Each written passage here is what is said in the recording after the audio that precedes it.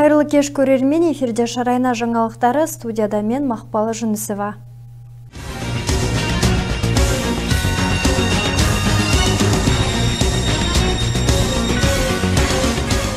Республика күніне орай қаламызда ағаш түптері отырғызылды. Толығырақ келесі сюжеттен көре аласыздар. Республика күнінде Семей қаласында сенбілік өтіп, көшет отырғызылды. Өңірде көгалдандыру және экологиялық жағдайды жақсарту мақсатында өткен шараға 200-ге жуық адам қатысты. Олардың қатарында облыс әкімі Нұрлан Нұранхаев, мәслихат төрағасы Қуаныш Сүлейменов, облыстық басқарма басшылары, саяси партиялардың өкілдері мен депутаттар, сондай-ақ қоғам белсенділері, жастар және белсенді қала тұрғындары бар. 25 қазан республика күніне орай тал егу акциясын өткізіп жатырмыз. Барлығымыз білеміз, біздің өңірімізде үлкен алапат өрт болған, үлкен бір және де облысымызға кері әсерін беретін жағдай тіркелген болатын. Сол алапат өрттен кейін, төтенше жағдайдан кейін барлық облыс болып, өңіріміздің жастары болып, өңіріміздің және тұрғындары болып, осындай бір үлкен акцияны бастағанбыз, тал егу акциясын. Қазіргі таңда міне республика күні қарсаңында осы акцияны жүзеге асырып жатырмыз. Бұл жерде тек Аманат партиясы жанындағы жастар қанатының белсенділері ғана емес, барша өңіріміздегі оқу орындарының белсенді жастары келіп, өзінің титтей де болса үлесін қосып жатыр. Жалпы қазіргі келешек болашақ жастар еліміздің дамуы үшін, көркеюі үшін үлес қосуы біз үшін, әр қазақ үшін маңызды деп айта аламыз. Барша қазақстандықтарды республика күнімен шын жүректен құттықтаймыз. Сонымен қатар сенбілік аясында жергілікті климатқа арнайы таңдап алынған 100 түп үйеңкі мен жөке көшеттер отырғызылды. Бұл ағаш түрлері аймақтың экологиялық жағдайында жақсы өмір сүреді және қалалық кеңістіктерді көркейтуге үлес қоса алады. Сенбілік тек ағаш отырғызумен шектеліп қалған жоқ. Қатысушылар тазалық жұмыстарынан бөлек қоғамдық аумақтарды абаттандырды. Мерей Серікқызы, Дәулет Айтқазинов, Алишер Абилов, ТВК арнасы.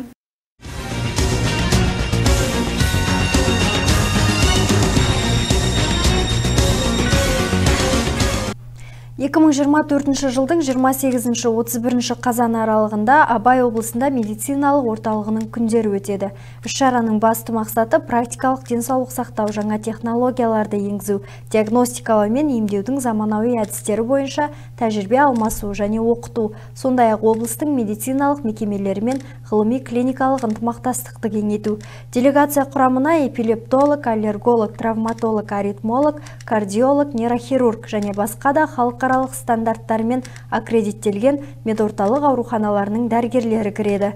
Жоғары білікті мамандар тұрғындарға тегін медициналық көмек көрсетеді. Сондай-ақ өңір мамандарымен әдіснамалық жұмыс жүргізеді. Семей қаласының емдеу мекемелері базасында дәрістер, семинарлар және практикалық шеберлік сыныптары жоспарланған деп хабарлайды Абай облысының әкімдігі.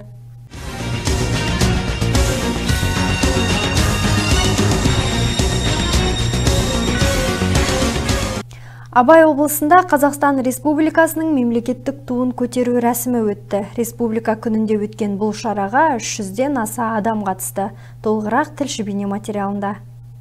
Еліміздің маңызды мерекелерінің бірі республика күніне орай Семей қаласының Көпірасты кеңістігінде Қазақстан Республикасының мемлекеттік туын көтеру рәсімі өтті. Бұл күннің барша қазақстандықтар үшін алатын орны ерекше, өйткені ол ұлттың тәуелсіздігін, егемендігі мен тұтастығын білдіреді. Бұл күн отандастарымызға егемендік жолындағы қиындықтар мен кедергілер тәуелсіздіктен күні бүгінге дейінгі жетістіктерімізді еске салады.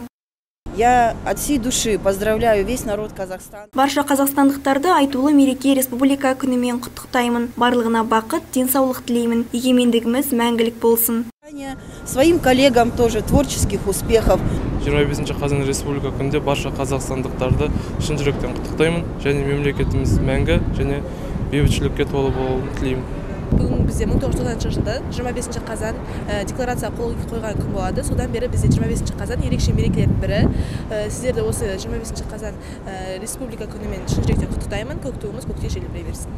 Жоғарыда айтып өткеніміздей салтанатты іс-шараға 300-ден астам адам қатысты. Олардың қатарында облыс әкімі Нұрлан Нұранхаев, облыстық мәслихат төрағасы Қуаныш Сүлейменов, облыстық басқарма басшылары, саяси партия өкілдері, депутаттар, күштік құрылым қызметкерлері, қоғам белсенділері, жастар және тұрғындар бар. Көк байрағымыз мемлекеттік әнұранның шырқалуымен көтерілді. Айта кету керек, республика күніне орай Абай облысында 100-ден астам іс-шара өтті.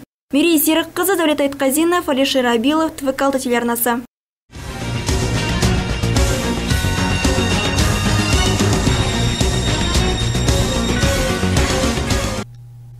Абай облысынан шыққан Ерасыл Қажыбаев Қазақстан барысы атанды. Елордада қазақ күресінен жыл сайынғы Қазақстан барысы 2024 турнирінде Абай облысының атынан қатысқан Ерасыл Қажыбаев жеңімпаз атанды. Жарыс іріктеу турнирінде топ жарған еліміздің 42 үздік балуанының басын қосты. Абай облысынан қатысқан балуанымыз Саят Шамшиев Қазақстан барысы турнирінде 3-ші орын иеленді. Алғаш рет 2011 жылы өткен Қазақстан барысы турнирі көрермен көзайымына айналып, ұлттық мақтаныш пен күш-қуаттың үлгісіне айналып үлгерді.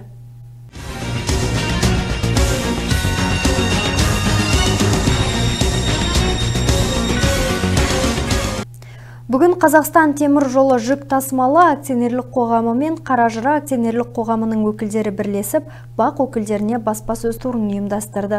Облыстың көмірге жалпы қажеттілігі 1.247.000 тоннаны құрайды. Оның ішінде жылу көздері үшін 595.000, халық үшін 567.000, әлеуметтік нысандар үшін 85.000 тонна. Толығырақ келесі сюжетте.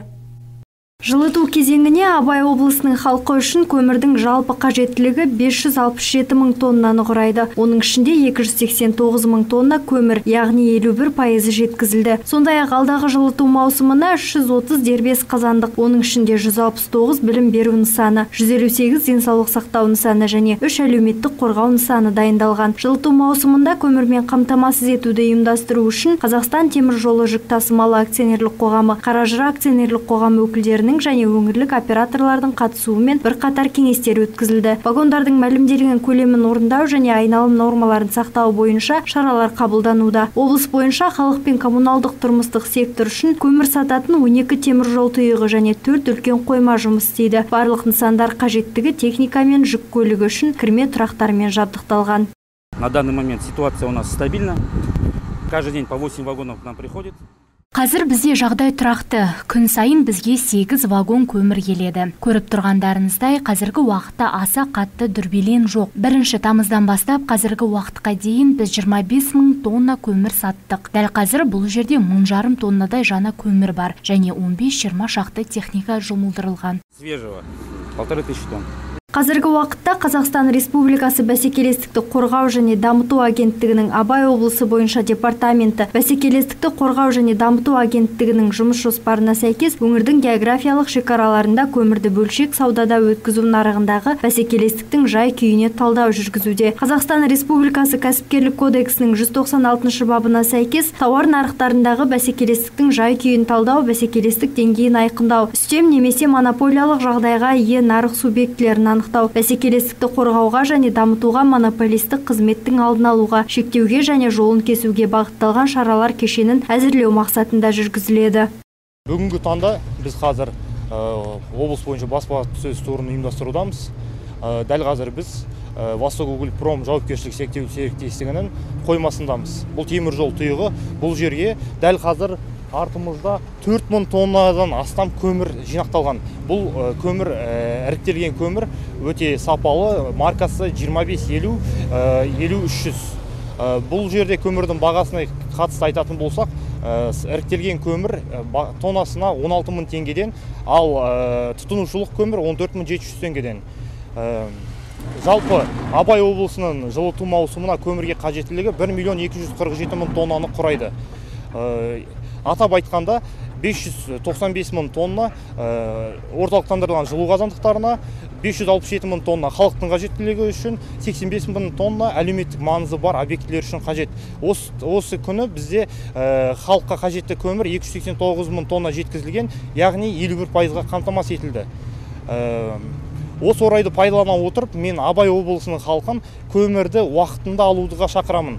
Дәл қазір қарап тұрсаңыздар, мүлде дүрбелең жоқ. Дүрбелең болмайды, себебі бізде көмір жеткілікті. Сондай-ақ әкімдік тарапынан облыс аумағында көмірдің қажеттілігі мен жеткізілуіне тұрақты мониторинг жүргізеді. Талдау жүргізу қорытындылары бойынша Қазақстан Республикасының бәсекелестікті қорғау саласындағы заңнамасын, оның ішінде картельдік сөз байласуды бұзу белгілері анықталған жағдайда монополияға қарсы тиісті шаралар қабылданатын болады. Мақпал Жүнісова, Дәулет Айтказинов, Алишер Абелов, ТВ-6 телеарнасы.